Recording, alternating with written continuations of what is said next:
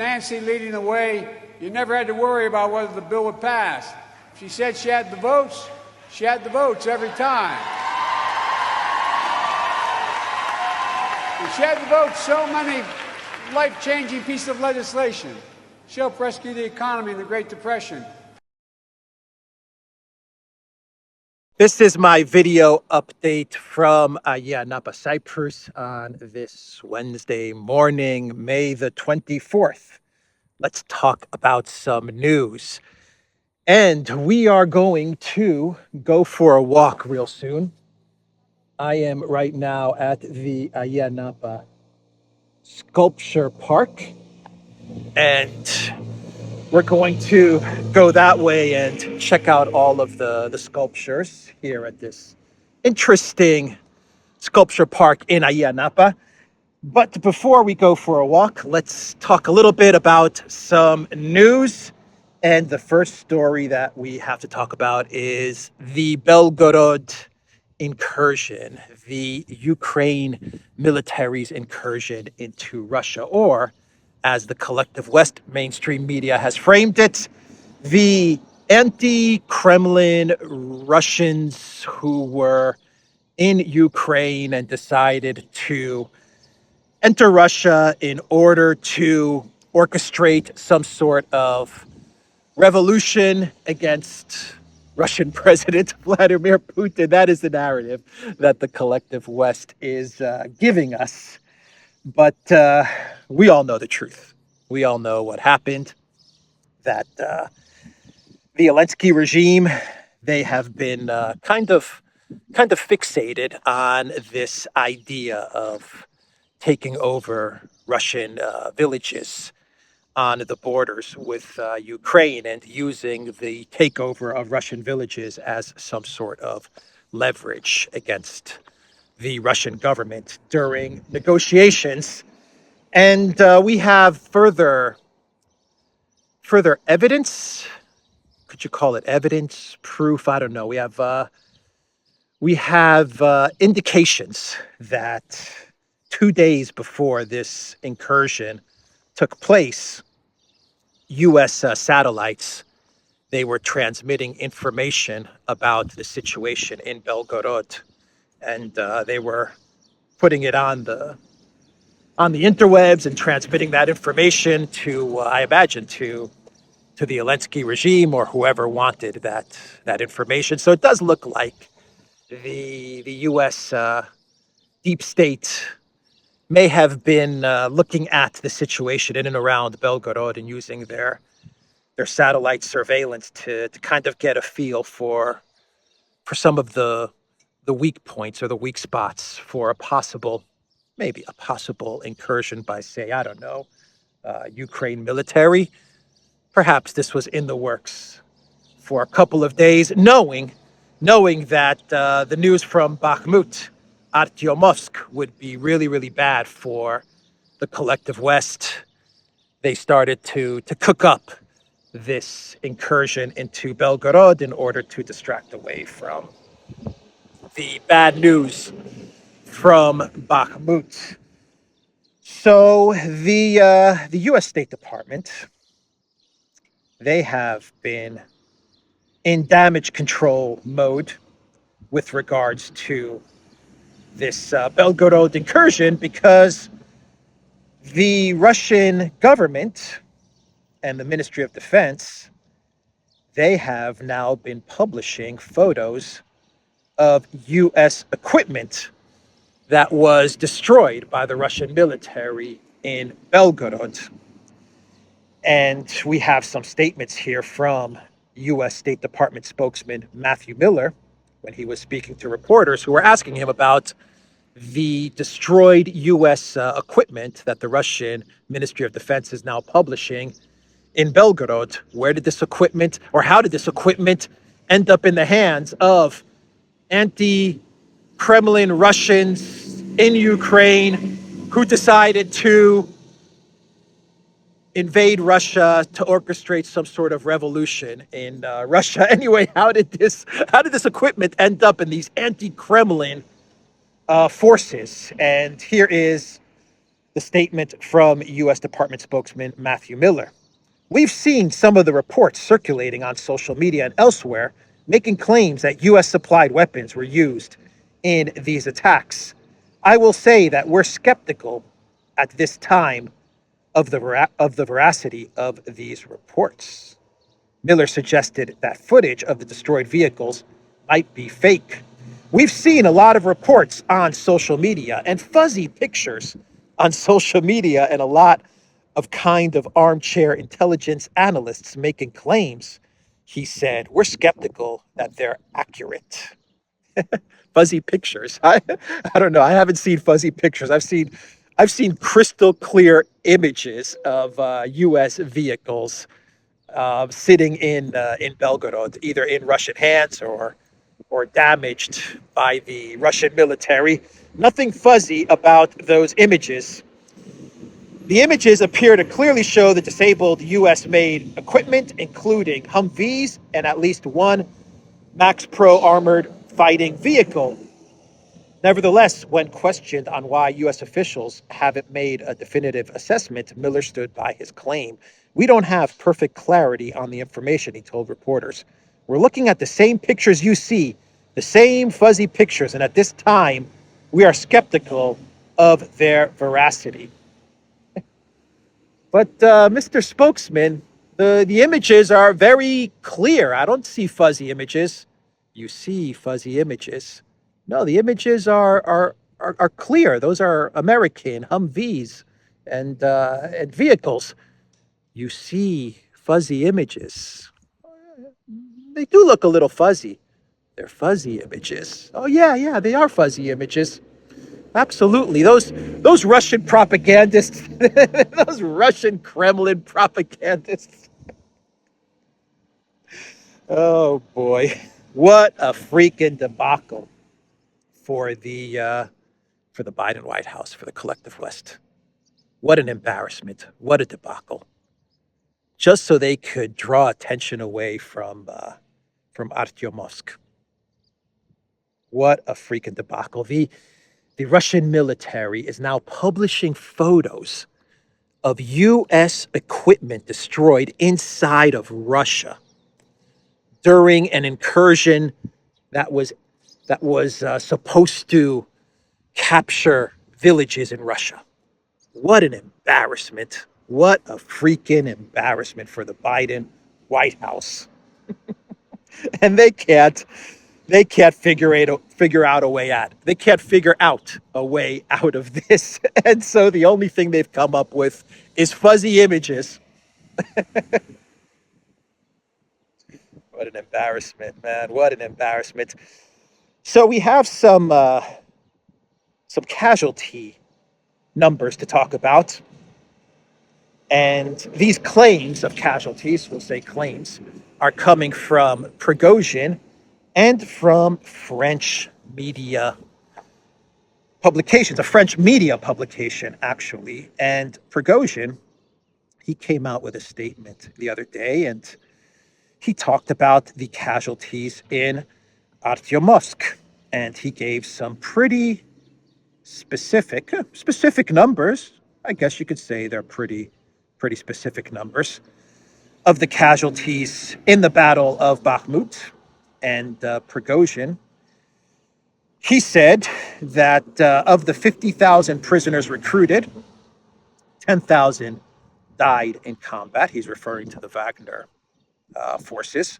He said overall, the Ukrainian forces suffered roughly 3.2 deaths for every musician killed. And I'm reading a tweet here from the account of Baron of the Tega. And this Twitter account says, given that he estimates Ukrainian dead during the prolonged conflict over the city to be around 50,000, this would put total deaths for the PMC at 15,600. So 5,600 non-convict recruits or professionals, mostly former Russian army.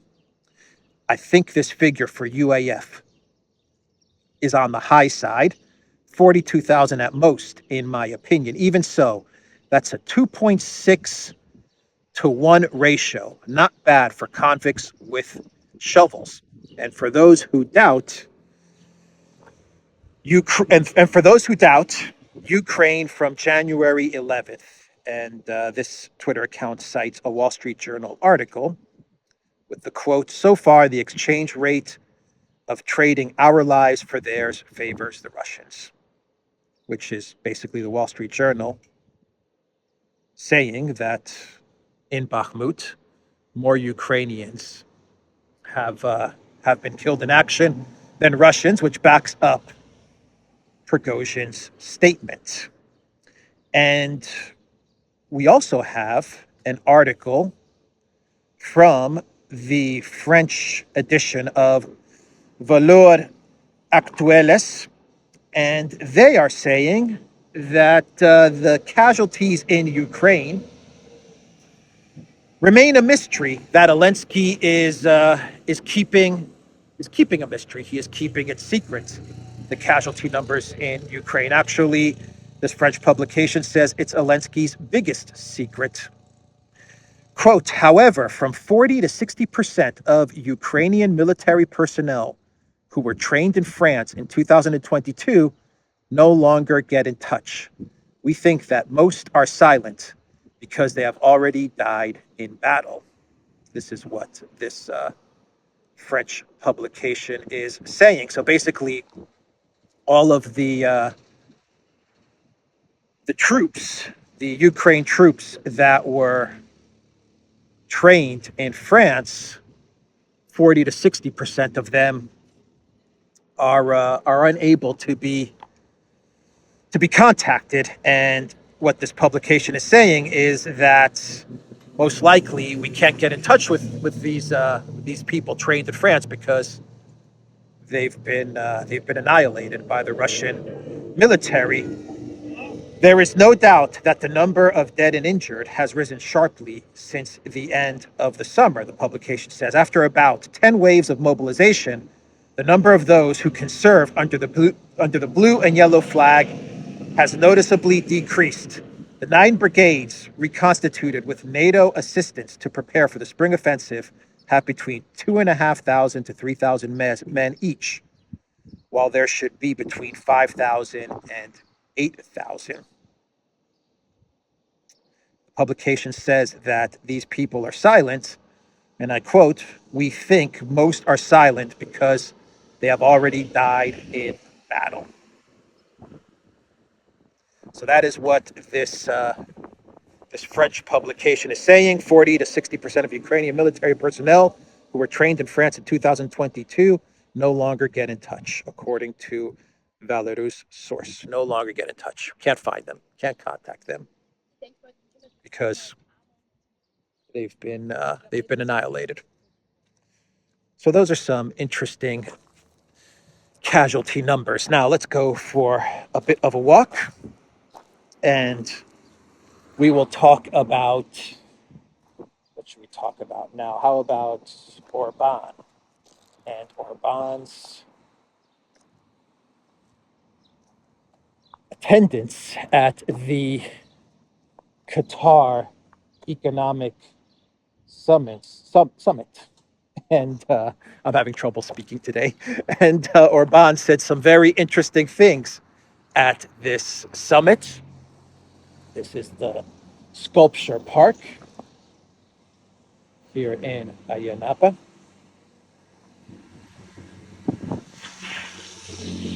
All right.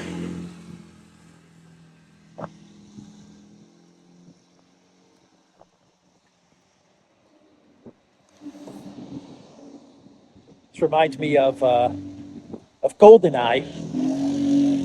Remember when Bond was in that sculpture park? That's what it reminds me of.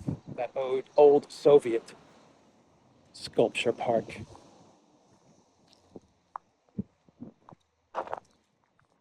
All right, so Orban, he was attending the Qatar Economic Summit. I think that's what it's called. Qatar Summit. And Orban said some very interesting things about the conflict in Ukraine. And basically, Orban said that any way you slice it or dice it, any way you look at it, Ukraine can't win unless NATO gets involved. That's what Orban said. Unless NATO gets involved, Ukraine cannot win. Here are some quotes from Orban at this summit in Qatar. And according to Bloomberg, Orban was in Qatar because Hungary is in talks with Qatar to buy gas in an effort to reduce its reliance on Russia for energy and also for help to buy the Budapest airport. So that is one of the reasons that Orban was in Qatar.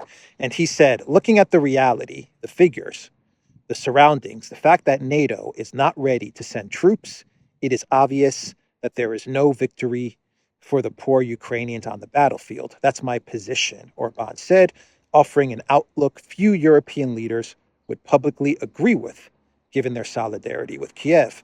The war can be stopped only if the Russians can make an agreement with the US. In Europe, we are not happy with that, but it's the only way out. Orban said, it's obvious that there is no victory for poor Ukrainians on the battlefield. Escalation should be stopped, and we should argue in favor of peace and negotiations. So there you have it. The only leader in Europe, in the EU, I won't say Europe, in the EU, coming out and speaking truth. And this is going to really piss off the European Union, and it's going to piss off the United States, but it's the truth. It is the truth. Without NATO intervention, and that's not even a guarantee, but without NATO intervention, Ukraine cannot win. And Ukraine cannot win as a NATO proxy. What Orban is saying is that the only way for Russia to be defeated, possibly be defeated, is if NATO intervenes directly. And so Orban is calling for diplomacy, negotiations, a ceasefire. And actually, Orban said in this event, as he was being interviewed, he said that everything that has happened is a failure of diplomacy. This entire conflict, Orban said, is a failure of diplomacy. And you know, as I was listening to Orban and reading much of the transcript from this event, you could see that Orban was like this close to coming out and saying this was a failure in diplomacy on the part of the European Union, because we simply would not enforce, would not make Ukraine abide by the Minsk agreements. You know, that's what he wanted to say. You know, Orban wanted to say we failed because instead of agreeing to the Minsk agreements, we decided that we're going to be clever and we're going to try to outsmart the Russians and build up Ukraine's military during those 8-9 years from when the Minsk agreements were signed up until today. And we're going to build this big proxy army. And that's how we're going to stick it to the Russians. And that's how we're going to defeat Russia and destroy Russia and all of these things. You know, Orban wanted to say that. You know he did. But he just stopped short of saying it.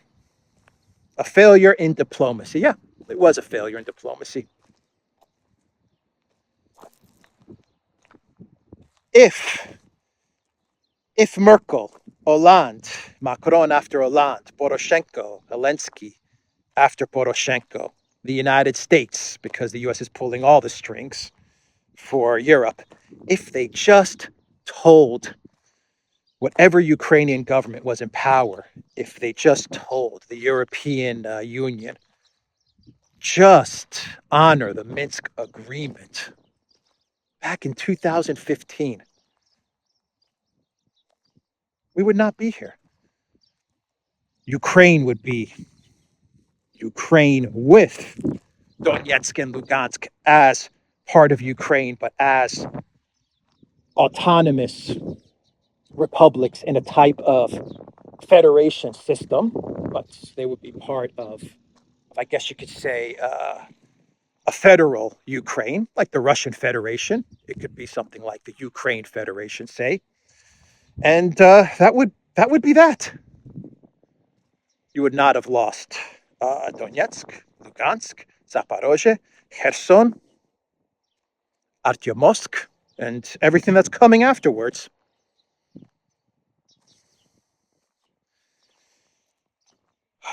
What a failure in diplomacy, and the hubris of the collective West. So that's what Orban said, and he's 100% spot on. So, what else should we talk about here? Let's see. How about Budanov, the military intel chief? Mr. Budanov, who's, in my opinion, he's on borrowed time. If there's one guy that should worry about his existence, it's Budanov, because he has come out and openly said that he's the guy that's pretty much been behind the murders and the terrorist activity against Russian journalists, Nadia Dugina and others, and all of the attacks inside of Russia, the drone attacks on airfields. Budanov has pretty much claimed responsibility. He said, I'm the guy that masterminded all of that stuff. So I think this guy is on borrowed time. But anyway, he did, he gave an interview, and this guy said that Ukraine is ready. Ukraine is absolutely ready for the big spring, summer, winter, fall, spring, summer, winter offensive, to the offensive, of the offensive, that is offensive and offends you and me. He said that Ukraine is absolutely ready. They've got all of the weapons they need. But there is always a but. Budanov says that they need more weapons just to make sure that the big offensive is successful. This is what Budanov said in an interview he gave the other day, and let me pull it up here. Let's see. Whenever you look for it, you can't find it. So you guys can check out the view while I'm looking for this article.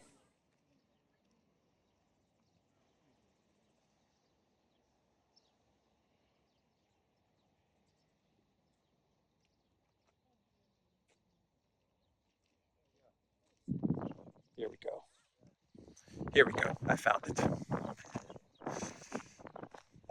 it. Sometimes the sun hits this mobile and makes it hard to read. That's nice. That is nice.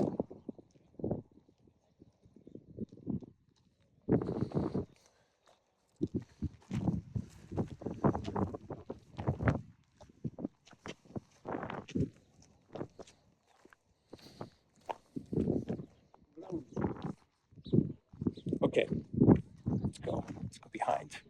Let's go behind this guy's nose. Budanov said that Ukraine has the weapons it needs to start its much anticipated counteroffensive, but actually defeating Russia will require more. The head of Ukraine's main intelligence directorate, the GUR, Budanov said in an interview on Tuesday We already have the necessary minimum of weapons for the attack, Budanov told Japanese state broadcaster NHK. I can only say that it will begin soon. To successfully pursue a long campaign against Russia, however, Ukraine needs even more, according to Budanov. We need a large stockpile of weapons and ammunition to successfully continue the operation, he said. We need more weapons. We need fighter jets. I hope the international community is ready to really help Ukraine. We need fighter jets. Fighter jets. That is what they need. Get those fighter jets to Budanov. So they have the weapons. They have the minimum that they need to get this offensive going, but they need those fighter jets. Without those fighter jets, it's just not 100% that they're going to be successful. But those fighter jets, that'll make it 100% successful, right? So we had the javelins and the javelinas, and we had, what did we have? We had drones. What were those drones called? The ghost drones or something like that. Then we had HIMARS, and what else? We had the Leopard tanks, of course. We have the Storm Shadow missiles. What else? We have now the F-16s. I know I'm missing a wonder weapon. The Patriots. The Patriots. No one's talking about the Patriot anymore. Notice that? No one is talking about the Patriot. But we had all of these wonder weapons, and now we are at the fighter jets, the F-16s. You know what they're doing outside of this is the Cactus Park right here. So the Cactus Park next to, let me show you, next to the Sculpture Park right here. So you can see the Sculpture Park. We cross the bridge and we enter the Cactus Park of Ayia. I lived in Arizona, and one of my favorite places in the world, Arizona, and I learned to love the cactus. So this is a good place for me to be, because I love to see the cactus. Cacti. I don't know, is that correct? Is it cacti or cactuses? I don't know. Let's see here. So outside of the grift, that is the military-industrial complex, so that they can make a whole lot of money by introducing new wonder weapons. What's happening here is they're slow walking us to NATO involvement, or at least that's what the neocons and Budanov is trying to do. They're slow walking us to the final wonder weapon, which will be NATO forces, as Orban said. I think Orban was kind of warning us because, he sits in on the conversations that the EU has. He hears things. Obviously, he hears things. He knows things. And I bet you that Orban heard them talking about how they will eventually get to NATO forces, not proxy NATO, but real NATO, entering the conflict, or at least trying to convince the citizens of the U.S. and the collective West to go with NATO forces entering the conflict. That's where they're trying to slow walk us towards. So when the F-16s fail, which they will, they're going to get to the final wonder weapon, which will be NATO involvement. Well, almost final, because outside of NATO involvement, you get to the tactical nukes and nuclear weapons and stuff like that, but they're slow walking us to NATO. That's what they're doing. And I think Orban kind of hinted at that. At least that's how I'm looking at it. When he says that Ukraine cannot win this conflict, this proxy war, unless NATO gets involved. I think Orban is kind of hinting to the world, hey, everybody, this is where they want to take this, the crazies. They want to take this to NATO forces. So just be aware of that. And I think Orban and Hungary, they're trying to do everything in their power to prevent this from happening. So that's the statement from Budanov. Once again, I think that when all is said and done, Budanov will be in a Russian prison for life and then some. And that's the fate that awaits Mr. Budanov. But for now, he feels like he's invincible because he gets phone calls from Nuland, and Nuland tells him that the U.S. has his back. Don't worry, Budanov.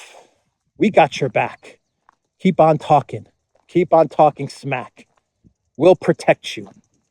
I'll protect you. Vicky Nuland will protect you, Budanov. So Budanov he's emboldened and he feels confident. Nuland has my back. All is good. So I'm going to keep on talking smack, and I'm going to keep on doing what I've been doing, which is launching terrorist strikes, and targeting journalists and stuff like that, and politicians and stuff like that. So that's enough. And I think I've got some more stories here before I get to my clown world. France is ready to sign an agreement with Ukraine that will provide security guarantees, according to RIA Novosti. That's interesting. Paris is ready to contribute to long-term unmentioned security guarantees for Ukraine through a direct bilateral agreement. I don't think this is going to faze Russia one bit to provide whatever security guarantees you want. I don't think it's going to bother Russia at all. So that's what France is saying. Zelensky announced the creation of the Marine Corps in Ukraine. This means landing in Crimea and receiving airborne landing craft from NATO. What was I just talking about? They're slow walking us to direct NATO involvement. So now you see, they're asking for the F-16s. The F-16s are going to fail. But in parallel, Zelensky, he's gotten the orders to start creating the foundation, to start putting down the foundation for NATO troops. And so he started with this announcement that he's going to be creating a Marine Corps. And one of my favorite stories, before we get to Clown World, and this story I really, really love, and I should be wearing my Duran, Bulgaria t-shirts. I think I wore that yesterday. But the protests in Bulgaria, which I talked about, they actually resulted in Bulgarians throwing eggs and spraying red paint at the European Union building in Sofia as a sign of protest against Bulgaria's participation in the war, in the conflict in Ukraine. So that is what is happening in Bulgaria. Protests against the EU, protests against their globalist WEF puppet government, and throwing eggs and paint at an EU building. All right, so from Bulgaria, we now go to Jungle Joseph Borrell and our final clown world. And Jungle Joseph was giving a press conference, and he was asked by a reporter about the situation in Belgorod. And Jungle Joseph, well, he confused Belgorod with Belgrade. Oh boy, Jungle Joseph. This is the top diplomat in the European Union. Like the number one diplomat in all of Europe is Jungle Joseph Borrell. And he doesn't know the difference between Belgrade and Belgorod. Actually, the The official next to him had to like stop the press conference, and she had to go to Jungle Joseph and explain to him that Belgorod and Belgrade are two different places. Jungle Joseph. Here's a tweet from Roberto. EU chief diplomat Joseph Borrell confused the Serbian capital, Belgrade, with the Russian city of Belgorod. To be fair, they have not only the phonetic similarity. Belgrade was directly attacked by NATO in 1999, and Belgorod has been indirectly attacked by NATO since last year. Very, very good tweet. Well said, Mr. Roberto. So that is Jungle Joseph. Has no clue about geography or what's going on in Belgorod or what's going on in Belgrade. Jungle Joseph is clueless, absolutely clueless. And I will play the video right now of the exchange between a reporter and Jungle Joseph. And I will sign off from Cactus Park, Sculpture Park, Ayanapa, Cyprus, out in the distance. Zaluzhny is swimming somewhere out there in the distance. And I'm going to end the video here. TheDuran.locals.com. We are on Rumble, ODYSEE, BitChute, Telegram, and Rockfin. Go to the Duran shop. Use the code Good Day. Pick up a Duran V-neck t-shirt. And here is Jungle Joseph confusing Belgrade and Belgorod. Take care. Vraiment, je ne sais pas qu'est-ce qu'il se passe à Belgrade. No, I'm not. We discussed anyway. Belgorod in Russia, the Belgorod Oblast. Tell me what's happening in Belgrade.